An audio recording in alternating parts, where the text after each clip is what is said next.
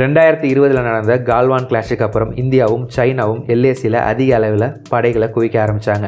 High altitude ஏரியாஸில் கம்மி எடை உள்ள லைட் டேங்க்ஸ் தான் சிறப்பாக வேலை செய்யும். அதனால சைனா இந்த ஹை ஆல்டிடியூட் ஏரியாஸில் அவங்களுடைய டைப் 15 லைட் டேங்க்ஸை டிப்ளாய் பண்ணினாங்க.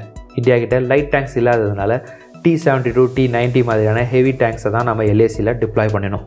ஹை ஆல்டிடியூட் ஏரியாஸில் இந்த ஹெவி டேங்க்ஸை நம்ம உடனடி தேவைக்காக தான் டிப்ளாய் பண்ணியிருக்கோம். லாங் ரனில் நமக்கு லைட் வெயிட் டேங்க்ஸ் வேணும். அதனால் உள்நாட்டிலே ஒரு லைட் வெயிட் டேங்கை டிசைன் அண்ட் டெவலப் பண்ண முடிவு பண்ணினாங்க. அதன் அடிப்படையில் இப்போது ஜொராவர் லைட் டேங்க்ஸை நம்ம உள்நாட்டிலேயே வடிவமைச்சு தயாரிச்சுக்கிட்டு இருக்கோம். லடாக்கில் பல வெற்றிகளை குவிச்ச 19ஆவது நூற்றாண்டில் வாழ்ந்த டோக்ரா போர் தளபதியான ஜொராவர் சிங் அவர்களுடைய ஞாபகமாக தான் இந்த டேங்க்ஸுக்கு ஜொராவர்னு பேர் இருக்காங்க. DRDOவும் LNTயும் இணைஞ்சு டெவலப் பண்ணியிருக்கிற இந்த டேங்கோடைய வெயிட் வெறும் 25 டன்ஸ் தான். ரெக்கார்ட் டைமில் டெவலப் செய்யப்பட்ட இந்த டேங்க்ஸை இப்போ பல விதமான ட்ரையல்ஸுக்கு உட்படுத்திக்கிட்டு இருக்காங்க. இந்த ட்ரையல்ஸ் எல்லாம் கம்ப்ளீட் பண்ணினதுக்கு அப்புறம் இந்த டேங்க் சர்வீஸில் இணையும். இந்தியன் ஆர்மி மொத்தம் 354 ஜொராவர் லைட் டேங்க்ஸை வாங்குவாங்கன்னு எதிர்பார்க்கப்படுது.